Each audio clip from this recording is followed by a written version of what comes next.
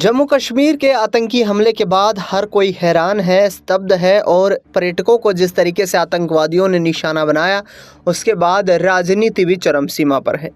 विपक्षी दल एक तरफ सरकार का साथ देने का, पूर्ण सहयोग करने का यहाँ पर दावा कर रहे हैं, दूसरी तरफ सरकार की तैयारियों को लेकर सवाल खड़े कर रहे हैं। अब राजनेताओं की इस कड़ी में बयान सामने आया है आज़ाद समाज पार्टी के राष्ट्रीय अध्यक्ष चंद्रशेखर आज़ाद रावण का। चंद्रशेखर आज़ाद रावण ने कहा है कि हिंदुस्तान के धर्मनिरपेक्ष सेक्युलर लोगों को बंटने की आवश्यकता नहीं है। पाकिस्तानियों का ये निशाना है कि हिंदुस्तान को धर्म के आधार पर एक बार फिर बांटा जाए, जिससे कि उनको निशाना बनाना आसान हो जाए। आपको बता दें कि पाकिस्तानियों ने जिस तरीके से उन आतंकवादियों ने निशाना बनाया धर्म पूछ कर, उसके बाद लगातार देश में मांग उठ रही है।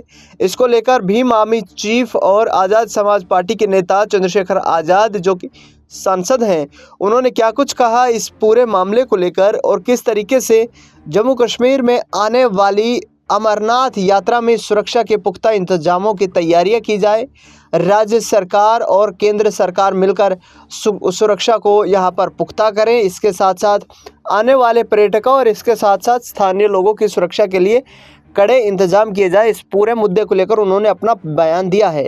इसके साथ उन्होंने ये कहा है कि प्रधानमंत्री नरेंद्र मोदी को अब एक ऐसा फैसला लेना चाहिए जिससे कि दोबारा पाकिस्तान परस्ती आतंकी भारत की तरफ आंख उठाने की हिमाकत ना कर पाए। सुनिए किस तरीके से चंद्रशेखर आज़ाद बड़ा बयान दे रहे हैं। एक भारतीय होने के नाते भारत पर जो हमला हुआ है पहलगाम में, मैं उन परिवारों की पीड़ा को समझ सकता हूं जिन परिवारों ने अपनों को खोया। किसी ने अपना पिता खोया, किसी ने अपना बेटा, किसी ने पति, किसी ने अपना भाई।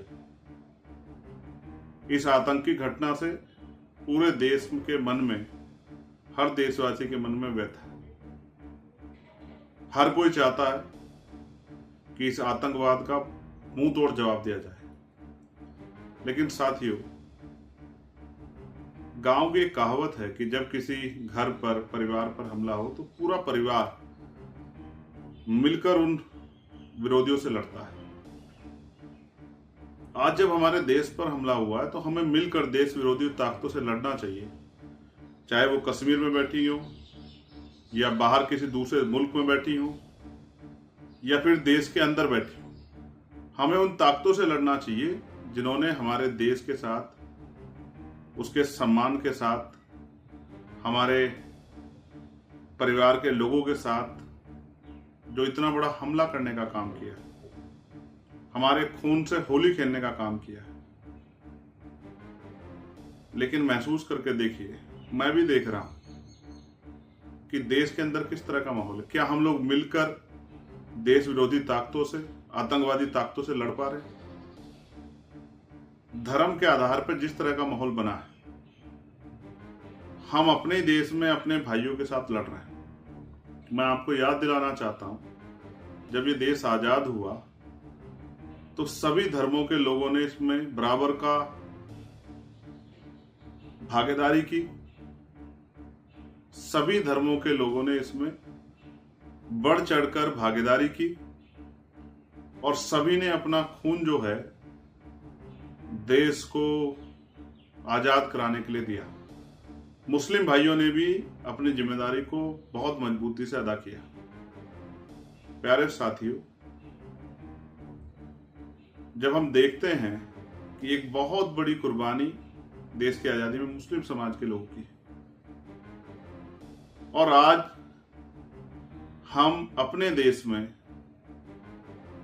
मुसलमान भाइयों के साथ जिस तरह की हिंसा में शामिल हो रहे हैं, तो मेरे मन में ये खतरा पैदा होता है कि जो दूर बैठा दुश्मन है, दूर किसी देश में या देश के अंदर ही, उसने यही सोचा होगा कि किस तरह देश के अंदर आंतरिक जो है एक युद्ध छिड़ जाए, कि देश के लोग आपस में अपने आप लड़ते रहेंगे। दुश्मन यही तो चाहता है और हम उस दुश्मन के मंसूबों को कामयाब कर रहे हैं। तो हम उसके मोहरे, उसके टूल किट नहीं है तो क्या है? दुश्मन यही चाहता है कि हम आपस में लड़ेंगे तो हम उनसे नहीं लड़ पाएंगे। आप ये महसूस करके देखिए, अनुभव के आधार पर कह रहा हूं। मैं मानता हूं कि गुस्सा हम लोगों में है, उनमें भी नौजवानों में देश के प्रति जो हमला हुआ है उसको लेके एक बहुत बड़ा आक्रोश और गुस्सा है। लेकिन आप महसूस कीजिए कि अगर इस गुस्से का प्रकोप, इस गुस्से से हम किसी गरीब को, कमजोर को सताने का काम करेंगे, उसको नुकसान पहुंचाने का काम करेंगे, जिसका कोई दोष नहीं इस हमले में, सिर्फ धर्म के आधार पे हम उसको चोट पहुंचाने का काम करेंगे, उसके परिवार को नुकसान करने का काम करेंगे, तो दुश्मन के द्वारा उसका ब्रेन वॉश करना कितना आसान है। जिन्होंने कल हमें अपनी गोद में खिलाया, जिनके द्वारा हम स्कूलों में पढ़े, या जिनके साथ हमने आगे बढ़ने का संकल्प लिया, आज हम उन्हीं के खिलाफ लड़ रहे हैं। ये समझदारी या बेवकूफी? कहीं ऐसा तो नहीं जाने जाने में हम दुश्मन की मदद कर रहे हैं? इसलिए मैं आपसे ये अपील करता हूं कि ये वो समय है कि हमें समझदारी से एकजुट होकर देश विरोधी ताकतों से, आतंकवाद से लड़ना है। मैं आतंकवादी ताकतों को भी ये कहना चाहता हूं, भले ही देश में हम अपने हक अधिकारों के लिए सरकार से रोज संघर्ष करते हैं, लेकिन जब देश पे हमला होगा तो हम सब लोग एकजुट होकर देश विरोधी और आतंकवादी ताकतों से मिलकर लड़ेंगे। ये बात मैं स्पष्ट रूप से कहना चाहता हूं, क्योंकि देश पहले, देश का सम्मान पहले।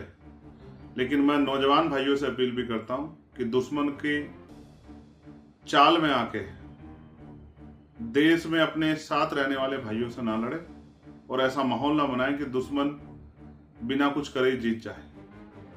मैं सरकार से भी अपील करता हूं, बहुत जल्द, इतना बड़ा हमला तो हो गया, बहुत जल्द अमरनाथ यात्रा आ रही है, उसकी सुरक्षा के पुख्ता इंतजाम करें जिससे श्रद्धालुओं पे कोई खतरा ना बने। और जो आतंकवादी जिन्होंने ये घटना को अंजाम दिया है हमारे खून से होली के लिए, उनको बिल से निकालकर ऐसी कठोर से कठोर सजा दें कि दोबारा कोई इस तरह की घटना करने से पहले 1000 बार सोचे।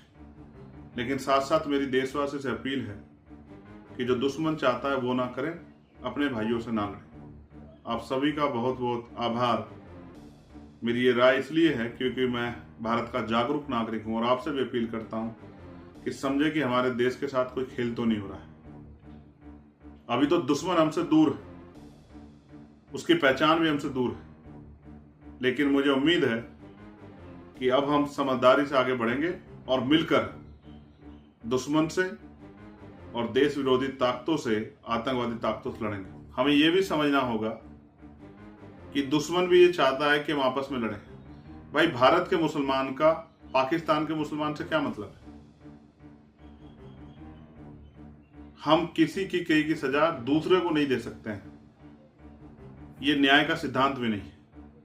इसलिए सिर्फ धर्म के आधार पर अपने भाइयों से ना लड़ें और मिलकर आतंकवाद से लड़ें, ऐसी भी मैं आपसे अपील करता हूं। आपका भाई चंद्रशेखर आजाद।